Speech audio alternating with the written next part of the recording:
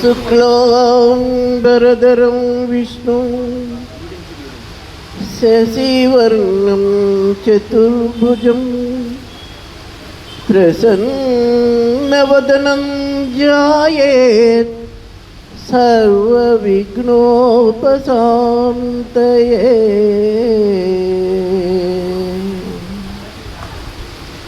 శోణీతలంబు నెన్నుదురు సోకగా మృకిను తింతు సైకత శ్రేణికి చంచరీకయ సుందరవేనికి రక్షితామర శ్రేణికి తోయజాత భవ చిత్తవశీకరణైక వాణికి వాణికి పుస్తక రమ్యపానికి.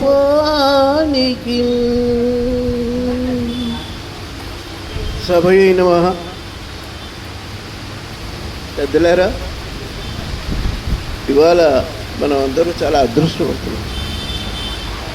ఎందుకంటే నేను చెప్పబోయే కదా ఏకాదశి వ్రత మహాత్యం.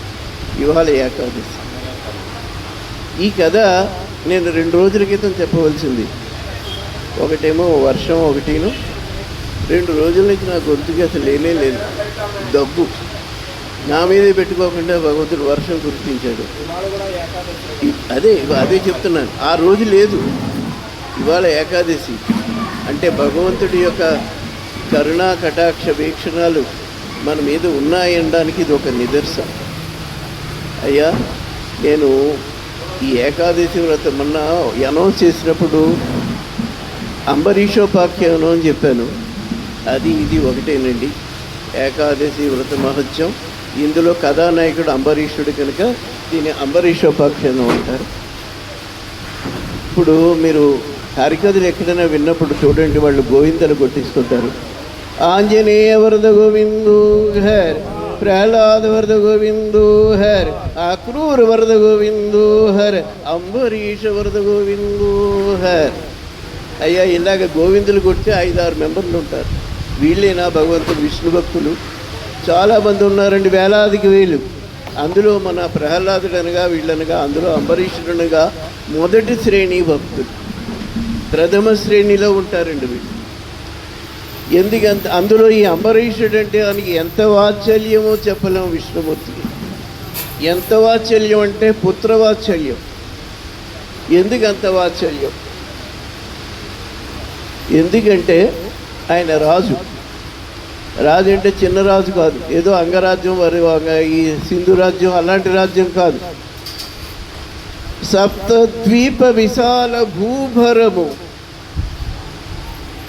ఈ ఆసేతు సీతాచల ఈ భూఖండలానంతా కూడా పరిపాలించినటువంటి మహాచక్రవర్తి అండి. చక్రవర్తికి ఎన్ని పనులు ఉంటాయండి, ఎంత సమస్యలు ఉంటాయి, ఎన్ని ఉంటాయి. అలాంటి సమయంలో కూడా భగవంతుడి మీద ధ్యాస పెట్టుకుని భగవంతుడి కృపకు పాత్రుడయ్యాడండి. అది గొప్ప విషయం. ఇవాళ మన అందరికీ 70+. మరి ఒక 30 ఏళ్ల క్రితం మీరు ఆలోచించి చూడండి, మీరు ఎంత భగవంతు జ్ఞానం చేయగలిగాం. మహా అయితే గబగబా స్నానం చేస్తూ దీపం వెలిగించి పరిగెత్తుకుని వచ్చేసాం. ఇవాళ 70 వచ్చాక కనుక ఉన్నారు. మన ఆపాటి డ్యూటీలకే మనకంత ఖాళీ లేనప్పుడు అంత మహా సామ్రాజ్యాన్ని పరిపాలించినటువంటి మహానుభావుడికి ఎలా వీలుపడిందండి? అయితే ఇంకొకటి కూడా ఉంది. ఏమైనా సమస్యలు ఉంటే భగవంతుడు గుర్తుకొస్తాడు. మొన్న గుళ్ళో కుర్రాడు 15 ఏళ్ళ కుర్రాడు దండాలు పెట్టేసుకుంటున్నాడు గుడి చుట్టూ ప్రదక్షిణాలు. ఎరా, నువ్వు వెంకటబాబు అంటే ఇష్టమా ఏంట్రా అని అడిగాను. లేదండి, 10th క్లాస్, నేను 10th క్లాస్ పరీక్షల దగ్గర ఉన్నాయి అన్నాడు. ఏదైనా ఒక సమస్య ఉంటే దేవుడు గుర్తుకొస్తాడు. ఈయనకి సమస్యలు ఏమీ లేవండి. ఈయన యథా రాజా తదా ప్రజ. ఈయన చాలా ధార్మికంగా ఉండేవాడు, విష్ణు భక్తుడు. ప్రజలందరూ కూడా అలాగే ఉండేవారు. పంటలు చక్కగా పండుతున్నాయి. రైతులందరూ చక్కగా 100 బస్తాలు పండితే 5 బస్తాలు రాజుగారికి ఇవ్వడానికి ఏమైందని చెప్పి నొప్పి లేదని చక్కగా ఇస్తున్నారు. చాలా బాగుందండి, చాలా వైభవంగా ఉంది. అంత వైభవంగా ఉన్నవాడు ఏం చేయాలండి? ఒక రకమైనటువంటి వేరే ఆలోచనలో పడాలి. దుస్సహనాలకి దుస్సాహసాలకి వీటికి అవ్వాలి. కానీ అలా ఏం కాకుండా దుర్వ్యాప్తిని పొందక వైష్ణవార్చనల కాలం గుచుచు ఒప్పే ఘనుండు అంబరీషుండిలన్ సద్గుణ రాసిండి. అన్ని గుణాలు కడికి కట్టగట్టి వచ్చి ఆయన దగ్గర ఆవహించాయి, మంచి గుణాలు. అటువంటి మహనీయుడు అంబరీషుడు. అయితే ఇంత సమస్య, ఇంత సామ్రాజ్యం చేస్తూ అన్నీ చేస్తూ భగవంతుడిని ఎలా చేశాడు అంటే, ఆయన జాస్ అంతా భగవంతుడి మీదే. మిగతా పనులు చేసేవాడు, చెయ్యాలి కనుక చేసేవాడు. తన విద్యుత్ ధర్మాలను నిర్వర్తించేవాడు. విద్యుత్ ధర్మాలను విస్మరించిన వాడు భగవంతుడు క్షమించడండి. నేనేదో ఎక్కడో మూల కూర్చుని దేవుణ్ణి ప్రార్థించుకుంటాను అంటే ఊరుకోడు. నీ విద్యుత్ ధర్మాలను నువ్వు నిర్వర్తించవలసిందే. నీ పొట్ట గురించి ఎక్కడో ఉద్యోగం చేస్తా, ఉద్యోగ ధర్మం నిర్వర్తించవలసిందే. భార్య, పిల్లలు, అడవులు, వాళ్ళ చదువులు. అమ్మాయి పెళ్లి విషయంలో చిన్న తప్పు చేస్తే జీవితం అంతా ఏడుస్తుందండి అమ్మాయి. అంచేత జాగ్రత్తగా చూడవలసింది. ఇవన్నీ విద్యుత్ ధర్మాలు. తల్లి తండ్రులు ఉంటారు, ఇవన్నీ చేయవలసిందే. ఇవేమీ మానడానికి వీలు లేదు. ఇవి మానకుండా నువ్వు భగవంతుడిని పెట్టాలి. ఏదో అరగంట సేపు భగవంతుడికి స్పేర్ చేసేస్తాను, మిగతాదంతా చేస్తానంటే కుదరదండి. పొద్దున్నుంచి 24 గంటలు, ఒక 4 గంటలు, 5 గంటలు నువ్వు డీపు సిరిపులో ఉన్నప్పుడు తప్ప మిగతా టైం అంతా భగవంతుడి మీదే ధ్యాస పెట్టాలి. ఆయన అలా పెట్టాడు. అలా పెట్టచ్చా అండి అని అడుగుతారు అందరూ. నిజమే, ధ్యాస అంతా ఎక్కడో పెట్టి మన పనులు చేస్తే ఆ పనులు అవుతాయా? హాఫ్ హార్టెడ్ పనులు చేయకని తిడుతుంటాం కదా. చివరికి ఇప్పుడు ధ్యాస అంతా ఎక్కడో పెట్టుకుని నేను స్కూటర్ మీద ఇంటికి వెళ్ళగలనా అండి? అంచేది ఎలా అవుతుంది ఈ పని? ఇదంతా కూడా వితండవాదనండి. ధ్యాస పెట్టుకుని కూడా పనులు చేసుకోవచ్చు. ఒక ఉదాహరణ చెప్తా. ఒక వంట ఆయన ఉన్నాడు. అతను వంట వండిస్తే ఇస్తారు ఒక డబ్బున్న వాళ్ళ ఇంట్లో. అతను వంటలు వండుతాడు. ఆ రోజు రాత్రి పిల్లాడికి ఒంట్లో బాగలే, చిన్న పిల్లాడికి. ఏదో డాక్టర్ దగ్గర తీసుకెళ్ళాడు, మందులు ఇచ్చారు. మొన్నటి పొద్దున్నే వాళ్ళకి చెప్పారు, ఏమంటే నేను ఇవాళ మా అబ్బాయికి బాగోలేదు, నేను రాలేకపోతున్నాను అని. లేదయ్యా, మా ఇంటికి చుట్టాలు ముఖ్యమైన బంధువులు వచ్చారు, నువ్వు వచ్చేసేపు మాకు వడ్డించక్కర్లేదు, వడ్డించక్కర్లేదు, వంట వండేసి వెళ్ళిపో అని చెప్పారు. తప్పనిసరి పరిస్థితిలో వచ్చాడు, వంట వండుతున్నాడు. దుష్టంతా భగవంతుడు పిల్లాడి మీదే. ఆ పిల్లాడికి మందు ఇచ్చిందో లేదో, డాక్టర్ 3 రకాల మందులు ఇచ్చాడు. 7 గంటకు ఒకటి, 8 గంటలు తాగుతున్నాడో లేదో, దుష్టంతా పిల్లాడి మీదే. వంట వండాడు. వాడు భోజనం చేసి అంటారు, నీ చేతిలో అమృతం ఉందయ్యా, ఎంత బాగా వండావు అన్నారు వాడు. మరి దుష్టంతా అక్కడ పెడితే వంట పాడయిందండి? పాడవలేదు. అలాగే మనం కూడా భగవంతుడి మీద ధ్యాస పెట్టుకుని మన పనులు మనం చేసుకోవచ్చండి. వాదన కాదు, అక్కడెక్కడో చేస్తే ఎలా చేస్తామంటే కాదండి. ఈయన చేశాడు అలాగా. ఈయన ఎలా చేశాడంటే, చిత్తంబు మధురిపు శ్రీపాదములయంద. మనసు ముఖ్యమండి. ఈ మనసే మన కొంప ముంచుతుంది. మన మాట వినదు. మనం భగవంతుడి మీద ధ్యాస పెట్టుకుందామన్నా వినదు, ఎక్కడో తీసుకుపోతుంటుంది. దాని మనసుని కఠినంగా అదుపులో చేసుకోవాలి, చాలా కఠినంగా. ఎంత కఠినంగా అంటే, ఒక రాజుగారు కొంతమందికి 10 ఏళ్ళకి దాని ఏమంటారు మేకల్ని ఇచ్చాడు. మీరు ఈ మేకలకి కావాల్సిన డబ్బు నేను ఇచ్చేస్తాను, పట్టుకోండి, ఒక వారం రోజులు దాన్ని మేపేసి తీసుకురండి.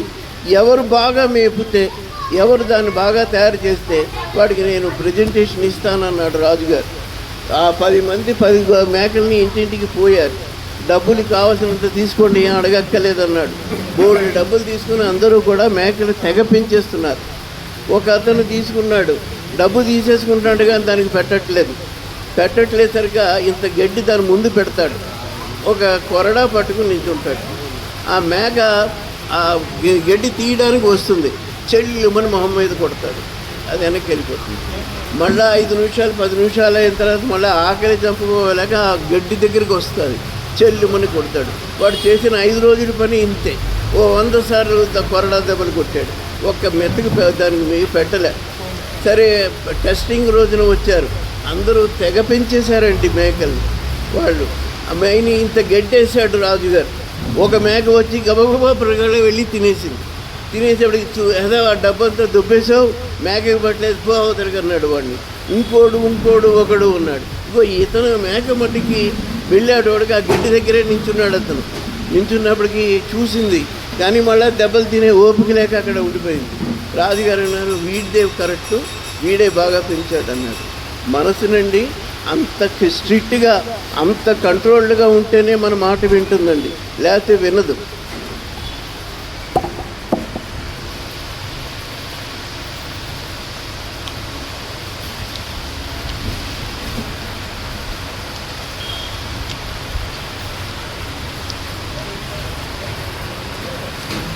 ఈ అంబరీషుడు చేసిన పని ఏంటంటే, చిత్తంబు రీపుపాదముల యంద విష్ణుమూర్తి పాదాలకి చుట్టేశాడు మనసుని, ఇంకెక్కడికి పోవడానికి వీళ్ళ.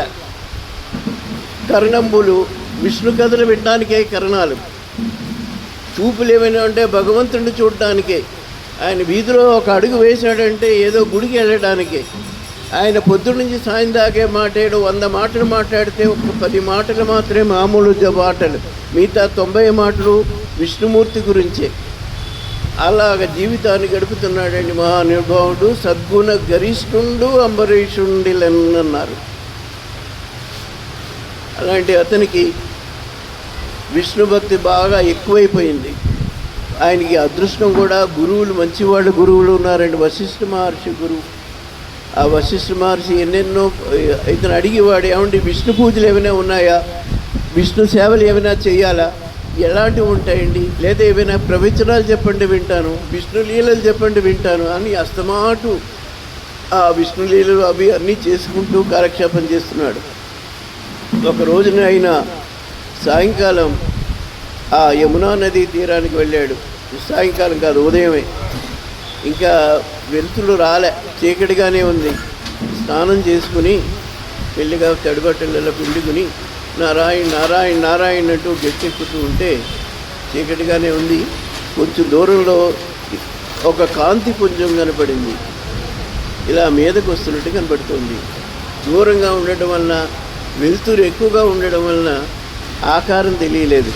దగ్గరికి అంతా వెళ్ళేటప్పటికి ఆకారం కడిగింది. ఏముందండి, శంతాకారం భుజగశయను పద్మనాభం సురేశం విశ్వాకారం గగన సదృశం మేఘవర్ణం శుభాంగం లక్ష్మీకాంతం కమలనయనం యోగి వృజానభంగం వందే విష్ణు భవభయహరం సర్వలోకైకనాథం. ఏ దేవుణ్ణి తన రోజు నిత్యం ప్రార్థన చేస్తున్నాడో, 24 గంటలు ఏ దేవుణ్ణి స్మరిస్తున్నాడో ఆ దేవుడు అలా నడిచి వచ్చేస్తున్నాడండి. ఆనందపడిపోయాడు. ఒకసారి గిల్లుకుని చూశాడు, నిజమా ఇది కళ, నిజమే నిజమే ఇది నిజమే, దేవుడు ఇలా వచ్చేస్తున్నాడు అన్నాడు. దగ్గరికి వచ్చేప్పటికి ఇంకా స్పష్టంగా కనపడుతున్నాడు. కౌన్సిలమని చిరునవ్వు, అదిగో చూడండి వెండి కిరీటం, మహా కిరీటం, రత్నంలో పోసిన కిరీటం. చూసేటప్పటికి దగ్గరికి వచ్చేటప్పటికి ఆయన కాళ్ళ మీద పడిపోయాడు. ఏ జగ అఖిలాండ కోటి బ్రహ్మాండ నాయక ఆది మధ్యాంతరహిత అప్రమేయ ఆనంద స్వరూప పద్బాంధవ, నా గురించి నడిచి వచ్చేసావా స్వామి? అయ్యయ్యో, ఇక్కడ వచ్చావుడు స్వామి, నీకు మందిరం పెట్టుకున్నాను, ఎన్నో పూజలు అన్నీ చేస్తాను, అన్ని సౌకర్యాలు అక్కడ చేతును కదా స్వామి, ఇక్కడికి వచ్చేసావు ఎలాగా? ఏం చేయను స్వామి, ఏం చేయను అని అంటాడు ఇతను. అతను అంటాడు, నైనా నువ్వు అన్నీ చేస్తున్నావు, అందుకనే వచ్చాను, ఇప్పుడు ఏం చేయక్కర్లేదు, ఏదో నీతో 2 మాటలు మాట్లాడదామని వచ్చాను రా, ఎక్కువ ఉండడానికి నాకు ఉండదు, ఈ పూజల తర్వాత చేతిగా నా మాట వినరా, 2 మాటలు నాతో మాట్లాడరా అంటాడు ఇతను. అలాగే స్వామి ఇక్కడికి వచ్చేసాం, ఏం చేయను అని చెప్పేసి ఇంత ఇసుక, అదంతా ఇసుక అండి, ఇలా 2 చేతులతో ఇసుక ఇంత ఎత్తుగా పెట్టేసి మెడలో ఉన్నటువంటి అంగోస్త్రాన్ని అలా పల్చగా పరిచేసేసి పెట్టి, ఇదేనండి సింహాసనం, ఆవాహయామి రతన ఖజిత సింహాసనం సమర్పయామి, పాదయో పాద్యం సమర్పయామి, హస్తయో అర్ఘ్యం సమర్పయామి, ముఖే ఆచమనీయం సమర్పయామి, శిరసే స్నానం సమర్పయామి. స్వామి పుష్పాలు లేవు, ఇక్కడికి వచ్చావు, ఏం చేయను, కూర్చుండయిట కుర్చీలు లేవు, ప్రణయాంకమే సిద్ధపరచనుంటి పాద్యము ఇడ నాకు పన్నీరు లేదు, కన్నీటితో కాళ్ళు కడగనుంటి పూజకై ఇట పుష్పాలు లేవు, హృదయ కుసుమాంజలినే సమర్పింపనుంటి నైవేద్యమిడ నాకు నారికేళము లేదు, హృదయమే చేతికందీయనుంటి లోటు రానీయ ఉన్నంతలోన నీకు రము రము అని చెప్పి ఆయన ఊరికే అలా పాదాల మీద ఓడిపోయి ప్రార్థనలు చేసేసి పూజలు చేసేస్తున్నాడండి. పుష్పం సమర్పయామి ఓం కేశవాయ స్వాహ, కేశవాయ స్వాహ, నారాయణాయ స్వాహ, మాధవాయ స్వాహ అలా పూజలు చేసేస్తుంటే ఆయన ఇలా అంటున్నాడు కానీ పుష్పాలు కాళ్ళ మీద పడిపోతున్నాయండి. నారికేలం లేదన్నాడు, ఇదే నారికేలం అనుకో అంటే నీళ్లు నారికేలం మీద వస్తున్నాయండి. ఆ నైవేద్యం సమర్పయామి కదలీఫల నైవేద్యం అంటే కదలీఫలాలు ఆయన దగ్గరికి పడుతున్నాయి. అయినా చూడట్లేదు అసలు అంటాడు, రే ఈరోజు ఈ భజనలన్నీ నాకు చేసావు కదరా, నీతో 2 మాటలు మాట్లాడదాం రా వచ్చాను, నేను వెళ్ళిపోవాలిరా, ఇంతసేపు ఉండకూడదు, నా మాట వినరా అంటాడు అతను అన్నప్పటికీ నీకేం కావాలో కోరుకున్న మాట విను, ఆపు ఇవన్నీ ఆపు, నీకేం కావాలరా అందుకుని వచ్చానన్నాడు. నీ పద్యాబులను అలకించు చెబులను, నాకేం కావాలి స్వామి, నీ పద్యాలు వింటే చాలు, నీ పద్యాబుల ఆలకించు చెబులను, నిన్నాడు వాక్యంబులను, నీ పేరంబని చేయు హస్తయుగము, నీ మూర్తిపై చూపులను, నీ పాదాంబుల పొంత మృక్కు శిరములు, నీ సేవపై చిత్తమును, నీపై బుద్ధులు నాకు ఇమ్ము కరుణన్ నిరేజపత్రేక్షణ.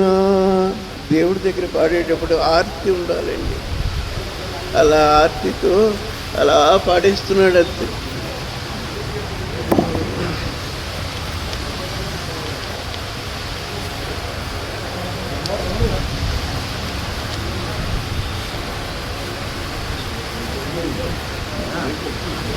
ఇవన్నీ నీకునే కొత్తగా ఇచ్చివేమిట్రా, అవన్నీ నీ దగ్గర ఉన్నాయి కదరా, అందుకనే నేను వచ్చాను, ఇంకేమైనా కోరుకోరా అంటాడు.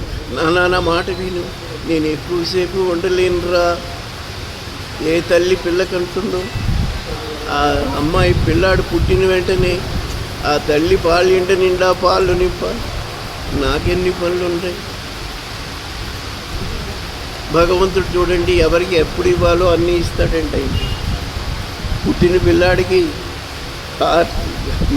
మైండ్ ఇస్తాడు, హార్ట్ ఇస్తాడు, లివర్ ఇస్తాడు, ఇన్ని ఇస్తాడు, పళ్ళు ఇవ్వలేదా అండి? ముందే పుట్టిన వెంటనే పిల్లకి పళ్ళు ఇస్తే ఏ తల్లి అయినా పాలు ఇవ్వగలదండి? అంచేత ఆయనకి తెలుసు ఎప్పుడు ఎవరికి ఎప్పుడు ఏమి ఇవ్వాలో. అంచేత నాకు బోళ్ళు పళ్ళు ఉన్నాయిరా చెప్పరా అంటాడు. ఈయనేమి అనబడ్డు. చివరికి అన్నాడు, ఓ పంచేయి, ఈ చక్రం నా సుదర్శన చక్రం నీ దగ్గర ఉంచుకోవాలి. ఈ చక్రం నీకు ఎప్పుడైనా అవసరం అవుతుంది.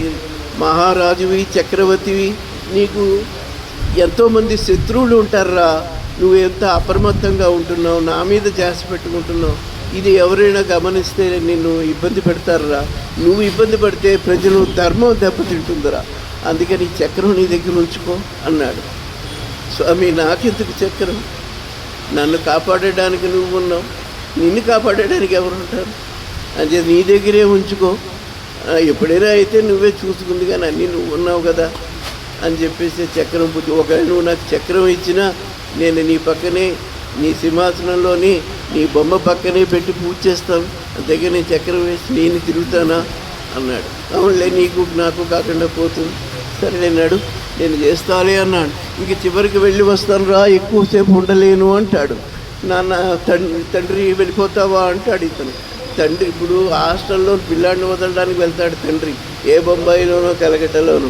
హాస్టల్లో వదలలేక వస్తాడు, వస్తుంటాడు, రిటర్న్ అవుతుంటాడు తండ్రి. అలాగ అతన్ని వదలలేక అలా వెనక్కి తిరుగుతూ వెళ్ళిపోయేటంటే విష్ణుమూర్తి. అంత పుత్రవాత్సల్యానికి ఆయన మోచుకున్నాడండి అంబరీషుడు. ఎందుకనంటే జాసంతా ఆయన మీదే.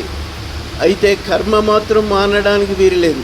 విహిత కర్మలన్నీ నిర్వర్తిస్తూ భగవంతుడి మీద ధ్యాస పెట్టుకున్న మహనీయుడు కనుక అటువంటి పరిస్థితిలో ఉన్నాడు. ఆ తర్వాత ఇంటికి వచ్చాడు, ఇలా ముద్దులు పెట్టుకుంటాడు. ఈ చేతితోటే కాళ్ళు కడిగాను, ఎప్పుడో బ్రహ్మ కడిగాడట ఆయన కాళ్ళు, ఇవాళ నేను కడిగాను అని చేతులు ముద్దు పెట్టుకుంటాడు. ఒక రకమైనటువంటి పిచ్చివాళ్ళ, ఒక రకమైనటువంటి ఉన్మాదిలా అలా వెళ్ళిపోతున్నాడండి. అప్పుడంగా ఇంట్లోకి వచ్చేప్పటికి అందరూ ఆశ్చర్యపోతున్నారు, ఏమిటి ఇలా ఉన్నాడు, కొంచెం తేడాగా ఉన్నాడు అని అనుకుంటున్నారు అందరూ. అప్పుడంగా భార్య చూసింది, ఆయన కూడా ఎటు భార్యను కూడా పట్టించుకోవట్లేదు, ఇలా చేతిలే ముద్దులు పెట్టేసుకుంటాడు. అలా చేసుకుంటూ వెళ్ళిపోతుంటే వశిష్ఠ మహర్షిని పిలిచింది, ఏమంటే గురువుగారు ఏంటంటే ఈయన ఇలా అయిపోయాడు, ఏమిటో అసలు మా ధ్యాస లేదు, మనకి ఏమీ లేదు, అలాంటిది ఇప్పుడు ఇంకా మరీ ఇలా అయిపోయాడు, ఏమిటండి ఇది అంది. ఏం బాధపడకమ్మా, ఆయన విష్ణు భక్తిలో ఉన్నాడు, అతను ఒక సమాధి స్థితిలో ఉన్నాడు, అతనికి మనం ఎవరూ కనపడట్లేదు, విష్ణుమూర్తి ఒక్కడే కనపడుతున్నాడు, కొంచెం రోజులు పోతే తగ్గుతుందిరే ఉండు అన్నాడు. అలా 2-3 రోజులు అయ్యింది, కొంచెం మామూలు స్థితికి ఉన్నాడు. ఏమైనా ఎప్పుడూ కూడా భక్తే ఎలాగైపోయింది.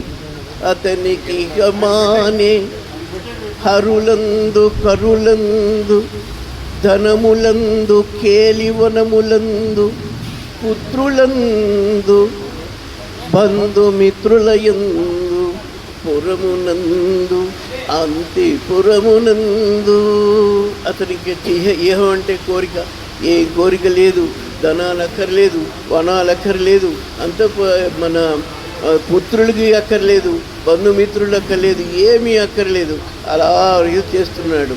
ఒకరోజు చివరికి ఆ పోతన గారు ఎంత జాగ్రత్తగా రాస్తారో చూడండి మహనీయులారా. పోతన గారు అంటారు, అతనికి అన్నింటి మీద కోరికలు పోయాయి, పురమునందు అంతిపురమునందు అన్నాడు. స్త్రీల మీద లేదు అని ఒక స్త్రీ మాట అంటే ఇంత చేసిన గౌరవం ఎగిరిపోతుంది దెబ్బకి. అందుకని స్త్రీ మాట ఎత్తకుండా పురమునందు అంతిపురం అంటే స్త్రీల గొడవ అన్నమాట, ఏమీ అక్కర్లేదు, అలా కాలక్షేపం అవుతున్నాడు. ఇలా రోజు ఉంటుండగా ఒక రోజున భార్యను పిలిచాడు. మీనాక్షి, ఒక్కసారి ఇలా రామ్మా, గురువుగారు మీరు కూడా తమరికి ఒకరు కూర్చోండి, నేను ఒక విషయం ఎప్పటి నుంచో చెప్పాలి అనుకుంటున్నాను మీనాక్షి. నాకు విష్ణు భక్తి మీద నాకు ఇంకా సరిపోవటం లేదు, జీవితం చాలా తక్కువ కాలం, ఈ మానవ జన్మ మరీ దుర్లభం, ఎంతో వ్యవధం అయిపోయింది, ఇక ఎన్నాళ్ళు ఉంటామో నమ్మకం లేదు, ఏదో 100 సంవత్సరాలు శతమాయుష్మాన్ భవ అంటారు కాదు, నమ్మకూడదు. 100 సంవత్సరాలు ఆయుష్ అంటారు, అది నమ్మడానికి వీలు లేదు. అంచేది ఏ క్షణమైనా వస్తుంది. నాకు ఇంకా విష్ణు పూజ విష్ణువు చేయాలని ఉంది. అందుకని నేను ఒక ఆశ్రమం కట్టుకుని కొంచెం దూరంగా మన కుర్రవాడికి రాజ్యభారం అప్పచెప్పేసి నేను కొంచెం దూరంగా ఉందాం అనుకుంటున్నాను. నువ్వు కొంచెం ఇక్కడ పిల్లాడికి చెయ్యి, మన గురువులు ఉన్నారు, వాళ్ళు అతను సహాయం చేస్తారు, నన్ను కొంచెం భగవంతుడి మీద ధ్యాస పెట్టుకుందాం అని అనుకుంటున్నాను, నీ అనుమతి కావాలి నాకు అన్నాడు. ఏ పనికైనా ఒక అనుమతి కావాలండి భార్య. చిత్రం ఏమిటంటే చెప్పమంటారా, గృహస్థు గృహిణి అని ఉన్నారు. గృహస్థు అంటే అర్థం ఏంటంటే గృహంలో ఉండేవాడనే, గృహిణి అంటే ఆ ఇంటికి యజమానురాలు. మీ డాక్యుమెంట్లో మీ పేరున్నా సరే, భర్త పేరున్నా సరే, ఈఎంఐ కట్టినటువంటి ప్రూఫ్లు ఉన్నా సరే, మన శాస్త్రం చెప్పేదంటే అతను ఉండడానికే యజమానురాలు ఆడావిడ గృహిణి. అంచేత ఆవిడ అనుమతి లేకుండా ఏమి చేసినా ఏమి ఉపకారం ఉండదు. అందుకని అమ్మా నీ అనుమతి కావాలి అని అడిగాడు. ఆవిడ చాలా బాధపడిపోయింది. ఎంత మాట అంటున్నారండి, మీ పూజకి నేను అడ్డొచ్చానా, మీరు ఎక్కడుంటే అక్కడే కదా నాకు, మీకు విష్ణుమూర్తి ఎంత దైవమో నాకు మీరంత దైవం. విష్ణుమూర్తిని మీరు కొలుద్దామని వెళ్ళిపోతే నన్ను ఇక్కడ వదిలేసి వెళ్ళిపోతారా? మీరు వెళ్ళిపోతే నేను ఒక్కతిని అంతఃపురంలో ఉన్నా, నాకు అరణ్యవాసంలో ఉన్నట్టే లెక్క. అంచేత మీరు వెళ్తే నన్ను తీసుకెళ్ళండి, నేను మీకేమి రాను, ఇంకా సదుపాయం చేస్తానండి. అంచేత ఆ మాట అనకండి, తప్పు అంది. వశిష్ఠ మహర్షి కూడా అన్నాడు, నిజమే ఆవిడ చెప్పింది, ఆవిడ లేకుండా అసలు నువ్వు జపాలు తపాలు చేయలేవురా, భార్య ఉంటేనే నువ్వేమైనా చేయగలవు, శాస్త్రం ఒప్పుకోదు భార్య లేకపోతే నువ్వేం చేసినా. అంచేత ఆవిడ మాటే విను అన్నారు. నాకు ఇంకా తృప్తి లేదండి, నాకు భగవంతుడి మీద ఇంకా ఉండాలని ఉంది అన్నారు. అన్నప్పటికి సరేరా తప్పకుండా చేద్దాం అని ఆ కుర్రాడికి ఒక ఏం చేద్దాం చెప్పండి సార్, చేద్దాం అంటారు, ఏంటో చెప్పండి అన్నారు. ఏకాదశి వ్రతం అని ఒక వ్రతం ఉంది నాయన, చాలా నియమ నిష్టలతో చేయాలి, ఏడాది పాటు చేయాలి. పొగలపూట భోజనం చేయకూడదు, రాత్రి పలహారం అంటే మనం చేసే ఉపవాసాల పలహారం లాంటివి కావాలి. ఒక వడ్డించింది ఉడికించింది తినకూడదు. ఓన్లీ పళ్ళు ఏమంటారు, పళ్ళు చిన్న చిన్న పళ్ళు లాంటివి ఏవో తీసుకోవాలి అంతే. మధ్యాహ్నం అంతా ఉపవాసమే, నేల మీద పడుకోవాలి. బ్రహ్మచారి వ్రతం అన్వయించాలి, బ్రహ్మచర్యం అని పఠించాలి. భగవంతుడి కథలు, భగవంతుడి పాటలు, భగవంతుడి పూజలు వినాలి. వినడం కూడా చాలా గొప్ప విశేషం అండి. భగవంతుడు మనకి రెండు చెవులు ఇచ్చింది, ఎక్కువ వినమని. తక్కువ మాట్లాడమని నోరిచ్చాడు, ఎక్కువ వినాలి భగవంతుడు వినాలి. అంటే వినడానికి దీనికి అన్నింటికీ కూడా నీకు బాగుంటుంది. ఏడాది కార్యక్రమం ఉంది అన్నారు. అయితే ఒక మంచి రోజు చూసి పిల్లాడికి ఒక పట్టాభిషేకం చేసేద్దాం ఉన్నారు. మన పాతన గారు రచనండి. ఇప్పటిదాకా అతనికి పిల్లలు ఉన్నట్టు చెప్పలే. అయితే ఒక చోట ఎక్కడోను పుత్రులందు మిత్రుల మందు కోరికిపోయింది అన్నాడు. అంటే ఈయనకి పుత్రులు ఉన్నారని అర్థం చేసుకోవాలి. ఏం చేద్దంటే ఈ కథలో ఈయనదొకడే కథ, మిగతా వాళ్ళు ఎంతమంది పిల్లలు ఉన్నారు, ఏం చదువుతున్నారు, వాళ్ళు పనిచేస్తున్నారా లేదా, ఇది ఆయనకు అవసరం లే. అందు గురించి ఆయన చెప్పలేదు ఈ విషయంలో. పిల్లాడికి మంచి రోజు చూసి సామ్రాజ్య పట్టాభిషేకం చేసి కొంతమంది సహకారంగా అప్పచెప్పి ఇంకా ఆయన ఒక ఆశ్రమాన్ని కొంచెం ఊరికి దూరంగా ఆశ్రమాన్ని కట్టించి బ్రాహ్మణులు, వేదాంగులు, ఇలా ప్రవచనకర్తలు, పాటలు పాడేవారు, భగవంతుడు నృత్యం చేసేవాళ్ళు అందరినీ పెట్టుకుంటూ అలా ఏకాదశి వ్రతం ప్రారంభించారండి. ఒక కార్తీక మాసం ఏకాదశి రోజున ప్రారంభించారు. మళ్ళా సంవత్సరం ఏకాదశి దాకా అది ఉంటుంది. అందులో ఒక రోజు ముందే, అంటే ఏకాదశి ముందు దశమి నాడే అది వ్రతము పూర్తి అయిపోయి ద్వాదశి వ్రతం ప్రారంభమవుతుంది. ఆ దశమి ఏకాదశిలు మరింత కఠినంగా ఉంటాయి. మంచినీరు కూడా తాగకూడదు. అది ఉపవాసం అంటే. మీరు భోజనం చేసాం మానేస్తే ఉపవాసం అన్నాడు. అది కాదు, భగవంతుడికి దగ్గరగా రావడం అంటే ఉపవాసం. నువ్వు ఏం తిన్నావు, ఏం తినలేదు, మనకి బోల్డ్ సౌకర్యాలు సదుపాయాలు. ఉపవాసం అంటే అన్నంకి భిన్నంగా తినొచ్చురా అంటూ ఉంటాం. తప్పండి. ఉపవాసం అంటే నువ్వు తినే అన్నం తినే అదో ధ్యాస పోతుంది. అది తిరగబోతే అస్తమాటు దాని మీదే ధ్యాస. ఏదో ధ్యాస అయిపోతే తినేసే, నష్టం లేదు, నీకేం కావస్తుంది తిని. వీలైనంత వరకు ఎక్కువ సమయం భగవంతుడి మీద కేటాయించమని అంటున్నాడు అంతే. అందు గురించి ఆయన ద్వాదశి వ్రతం కూడా ఉంటుంది. అది అయిపోయిన తర్వాత ద్వాదశి గడియలు మన అదృష్టం. ఆ రోజు 8 గంటలకు దాకా ఉండొచ్చు, 9 ఉండొచ్చు, 10 ఉండొచ్చు, 11. జనరల్గా ఏకాదశి మరణాలు వచ్చే ద్వాదశి 10 లోపు అయిపోతూ ఉంటుంది జనరల్గా. అంచేత అలా ఉంటుంది. ఆ రోజు ఎంతోమందికి బ్రాహ్మిన్స్కి భోజనాలు పెట్టి వాళ్ళు భోజనం తిన్నాక నువ్వు భోజనం చేయాలి. అప్పటికి వ్రతం సమూహంతో అవుతుంది. సరే, నువ్వు ఎలాగ ఏర్పాట్లు చేసావు కదా, మన ఇవన్నీ ఉన్నాయి కదా, మనం అక్కడికే వెళ్దాం, అలాగే చేసుకుందాం అన్నారు. వశిష్ఠ మహర్షులు కాళ్ళ మీద పడి, స్వామి అన్నీ మీరే చూడాలి, ఏమీ తెలియదు, అమాయకుడిని ఏం తెలియదు, మీరే చేసి పెట్టాలి అన్నాడు. ఏం అమాయకుడు రా నువ్వు, మేము అన్ని తపస్సులు, ఎన్ని జన్మలు, నేను ఎక్కడ వాడినిరా, ఇక్ష్వాకు వంశం, ఇక్ష్వాకుడికి గురువుని రా నేను. అప్పటి నుంచి ఎన్ని పూజలు, ఎన్ని తపలు చేస్తే ఒక్కరోజు విష్ణుమూర్తి దర్శనం నాకు కాలేదురా. అలాంటిది నువ్వు ఎంత అదృష్టవంతుడివి, అలా అంటావేట్రా అన్నాడు. అని సరే నేను నేనే చూస్తానన్నా, నీకేం పర్వాలేదన్నారు. అలాగ ఒక రోజున మంచి రోజు చూసుకుని అక్కడ గృహప్రవేశం చేసుకుని అన్ని ఏర్పాట్లు చేసుకుని భార్యని కూడా తీసుకుని వెళ్ళి ఏకాదశి రోజున ఆ రోజు ఉదయం 4 గంటలకే స్నానపానాలు చేసుకుని ఏకాదశి వ్రతం ప్రారంభించారండి.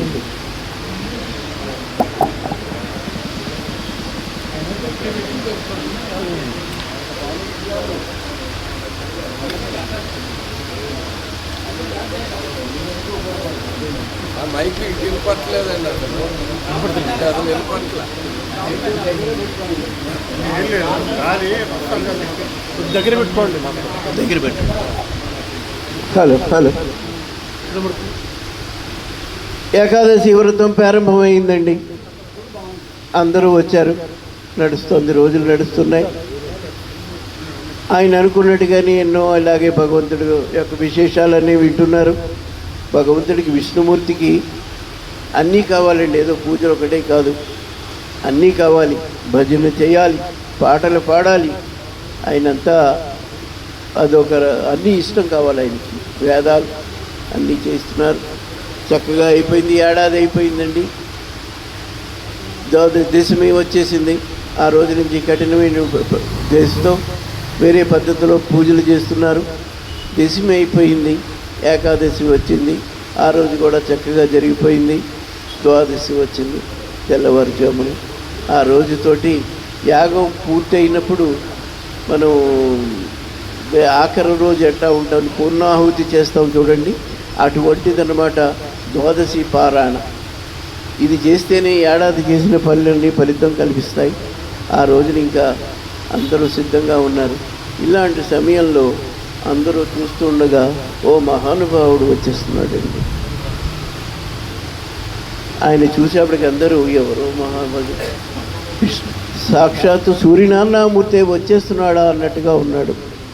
భాసుర నిగమ పదోపన్యాసుడు, భాసుర నిగమ పదోపన్యాసుడు, సుతపో విలాసుడు, సుతపో విలాసుడు, అనుపమ యోగాభ్యాసుడు, రవిభాసుడు, దూర్వాసుడే తెంచె ఆ సమయంగునన్.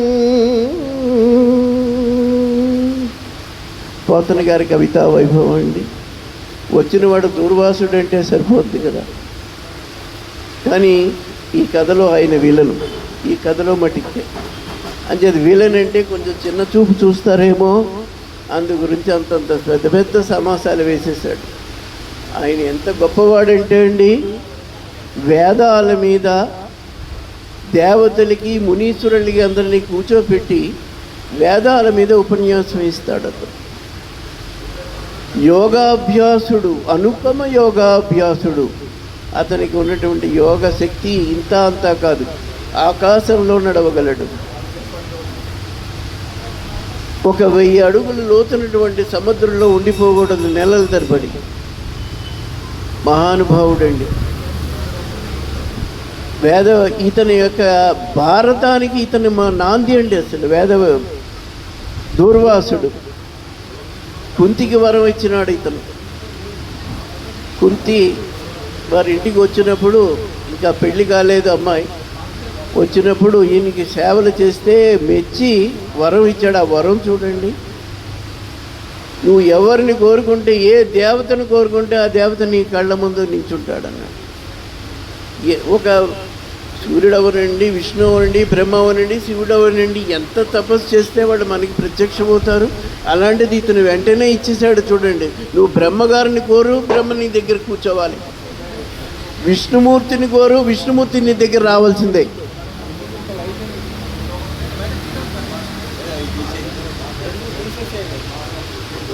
అంచేత అంత అంత గొప్ప వరం ఇచ్చినటువంటి మహనీయుడు అతను.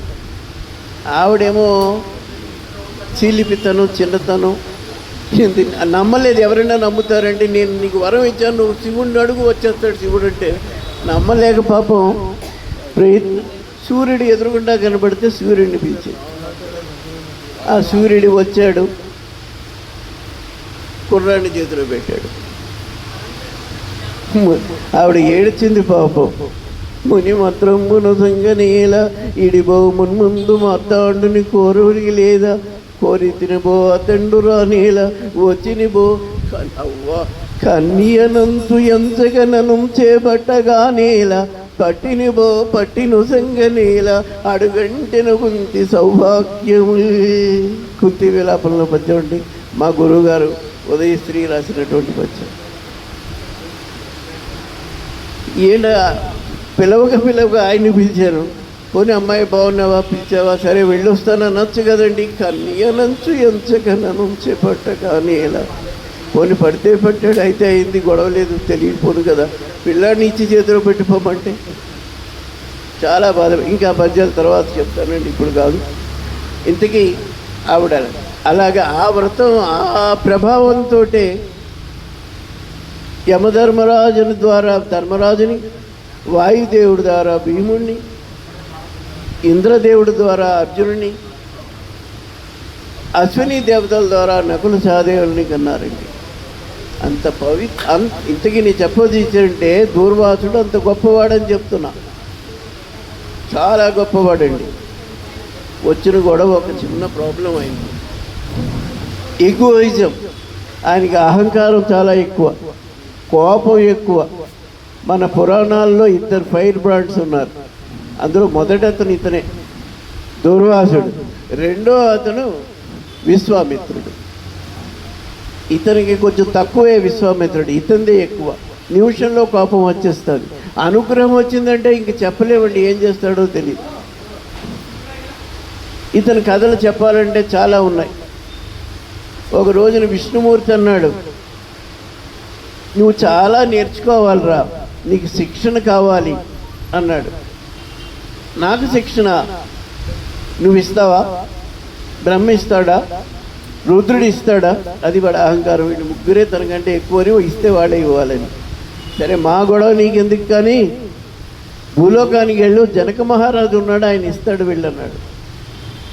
ఒక రాజమాతృడు మహా తపస్సంపన్నుడు నాకు శిక్షణ ఇస్తాడా? ఏం మాట్లాడుతున్నావు నాన్నగారు అన్నాడు. తాతగారు అన్నాడు. మాట్లాడుకు, వాదన చేయకు, వెళ్ళి నేను చెప్పినట్టు చెల్లు అన్నాడు.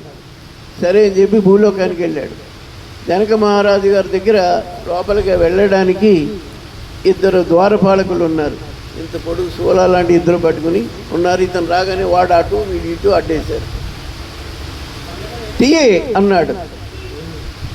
మీరు ఎవరో చెప్తే ఒక్కసారి మా గురువు మా రాజుగారికి చెప్పి చెప్తామండి అన్నారు.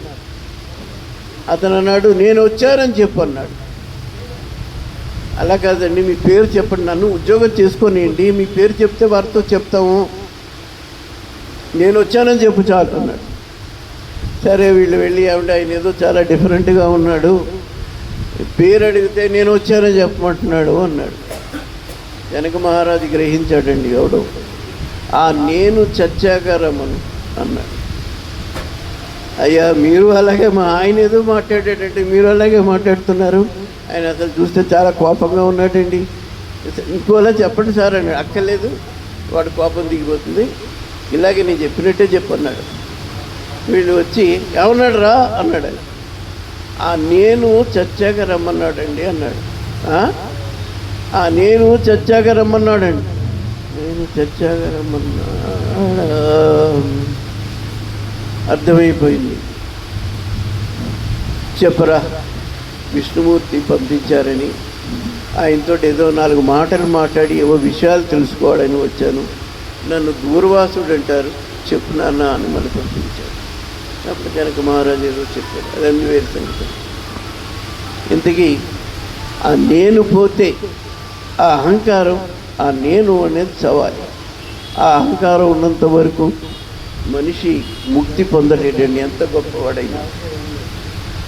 ఇదే విషయం ఒకసారి కృష్ణరాయుల దాంట్లో కూడా జరిగింది. ఆస్థానంలో కృష్ణదేవరాయలు ఒక రోజున అన్నాడు, అష్టదిగ్గజులంతా ఉన్నారు, ఇంకా పెద్దలంతా ఉన్నారు.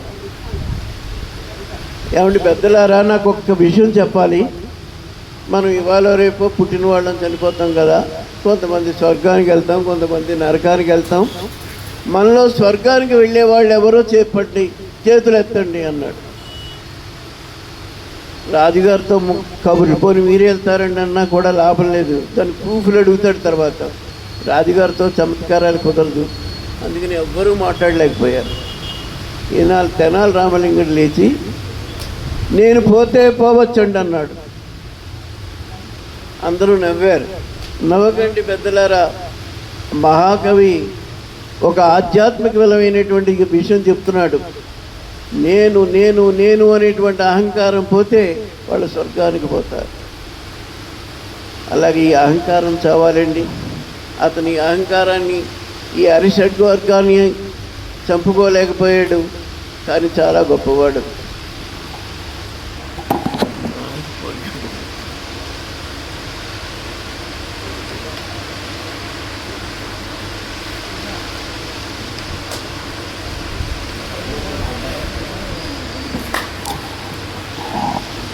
మహనీయ మహానుభావ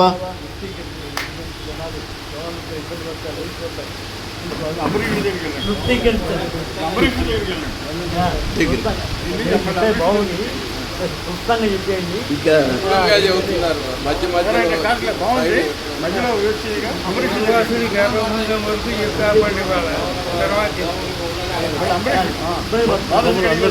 మహనీయ, మీరు వచ్చారు, చాలా సంతోషం.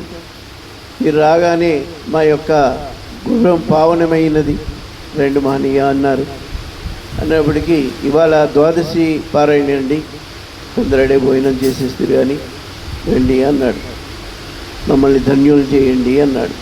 అలాగే తప్పకుండానైనా నా అదృష్టం కూడా వస్తాను అన్నాడు. వస్తాను అని సరే వెళ్తూ వెళ్తూ అన్నాడు. ఏమంటే కొంచెం తొందరగా రండి అన్నాడు. తొందరగా అంటావేంటి, నాకు తెలీదా ఈ వ్రతాలు జపాలు నీకు కొత్త, నాకు కొత్త కదా అన్నాడు. ఈ లోపల వశిష్ఠ మహర్షి వచ్చి లేదండి అతను ఏదో తేడా మాట్లాడాడు, మీరు తొందరగా వెళ్ళి రండి అన్నాడు. వెళ్ళాడండి ఇతను. ద్వాదశ గడియలు అయిపోతున్నాయి. ఎంత చూసినా ఇంకో 10 నిమిషాలు ఉంది. ఈయన రాడు. ద్వాదశ గడియలు అయిపోతున్నాయి. ఏం చేయాలో అర్థం కాలేదు. చివరికి అంబరీషుడు ఒక వశిష్ఠమాలని వాళ్ళందరినీ పిలిచి ఏమని అడిగాడు, ఏమండి ఇతనేమో రాలేదు, ద్వాదశ గడియలు అయిపోతున్నాయి, ఏం చేయాలి అని అడిగాడు. వాళ్ళు అన్నారు, ఆయన రానంత మాత్రాన ఈ పారాయణ మారడం మంచిది కాదు, పుడవకుండుట కాదు, కుడు చుట్టయ్యను కాదు, సలిల భక్షణము సమ్మతము అని తీర్పు ఇచ్చారు. మీరు తిన్నట్టు కాదు, తిననట్టు కాదు, కొంచెం మంచినీళ్ళు తాగండి చాలు అన్నారు. మంచినీళ్ళు ఇలా తాగుతున్నాడండి. తాగుతుండగానే ఆ టైంకి వచ్చాడు.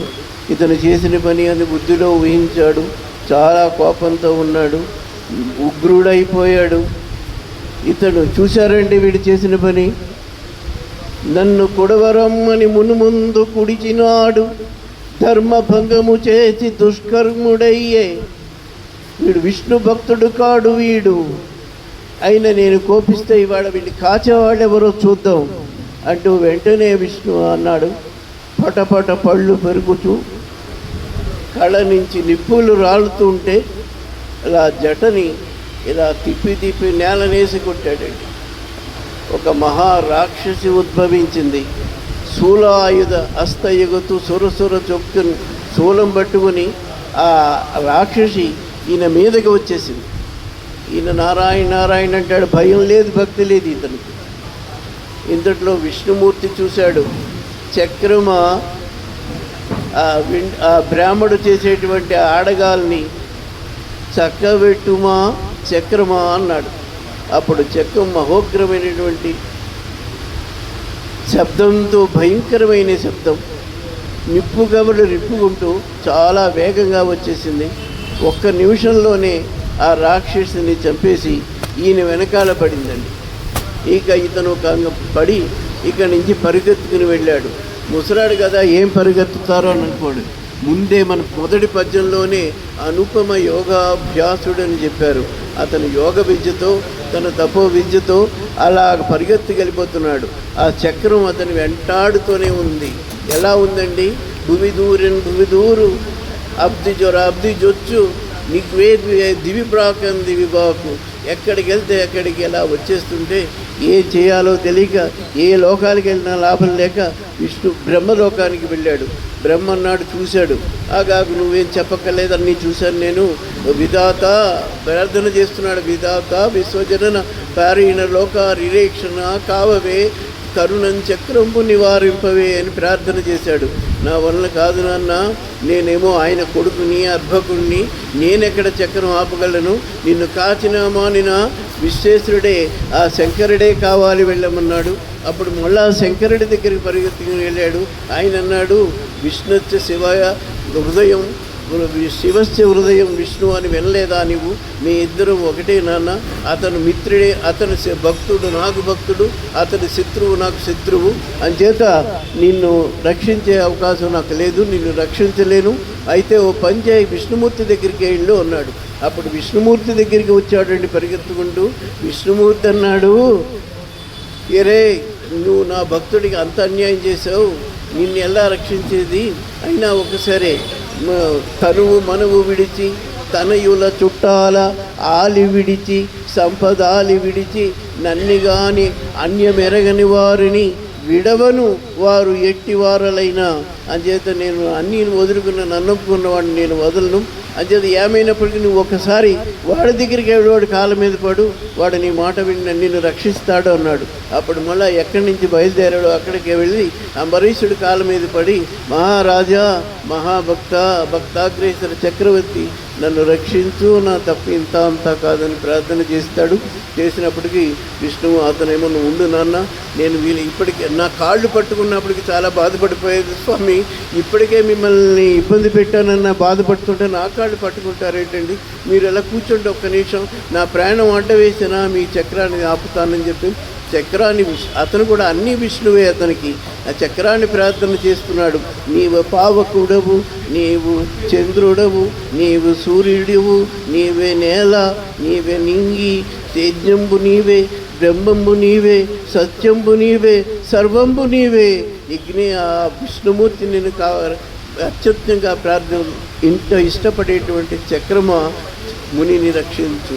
వీత ధర్మమందు విహరింతునేని, ఇష్టమైన ద్రవ్యమిత్తునేని, ధరణి సురులు మాకు దైవతంబగునేని, ఈ విప్రవరుడు సుఖంబు పొందుగాక అని ప్రార్థన చేసేప్పటికీ చక్రం అంతా తగ్గిపోయింది. అంబరీషుణ్ణి ఒక్కసారి 3 ప్రదక్షిణలు చేసి కాళ్ళకు తగిలికుని చక్రం వెళ్ళిపోయింది. అప్పుడు ఆయన అంబరీషుడు, స్వామి తిమితపడండి, భోంచేద్దరుగానంటే అతను ప్రత్యాతాపంతో కళలా నీళ్లు కారిపోయి ఏడు చేస్తూ ఉంటాడు. రండి అయిపోయింది రండి అని భోజనం పెడుతుంటే ఆయనేమో విసునకర ఇలా విసురుతుంటే, భార్య ఏమో వడ్డింపు చేస్తుంటే అతను చెప్తున్నాడు, మీ మధ్య నేను ఉండలేకపోతున్నాను రా, మీ మంచితాన్ని తట్టుకోలేకపోతున్నాను, నా దుర్మార్గానికి నేనే సిగ్గుపడుతున్నాను, నన్ను ఇంక క్షమించండి, నేను వెళ్ళి వస్తాను అని చెప్పి నాకున్న ఇప్పుడున్న మిగిలిన మంత్రశక్తితోటి మీకు ఇవాళ రోజున ఒక వాగ్దానం చేస్తున్నాను. ఈ కథ ఎవరు వింటారో, ఈ కథ ఎవరు చెప్పుకుంటారో, ఎవరు స్మరించారో వాళ్ళు విష్ణు భక్తుడు అవుతారు. విష్ణుమూర్తి యొక్క కరుణా కటాక్షాలు వాళ్ళకి సంపూర్ణంగా ఉంటాయి అని నేను ఆశీర్వదిస్తున్నాను అని చెప్పి ఆయన వెళ్ళిపోయారు. తర్వాత కార్యక్రమం ఆయన ఎప్పుడు కూడా విష్ణుమూర్తిని చేసుకుంటారు.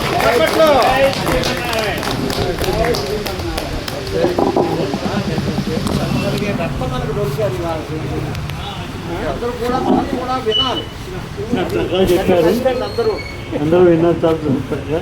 మీరు అందరికీ నమస్కారం సార్. మీ అందరికీ సార్ ఇప్పుడు అల్పాహారం ఏర్పాటు చేసినట్టున్నారా? సేకరించి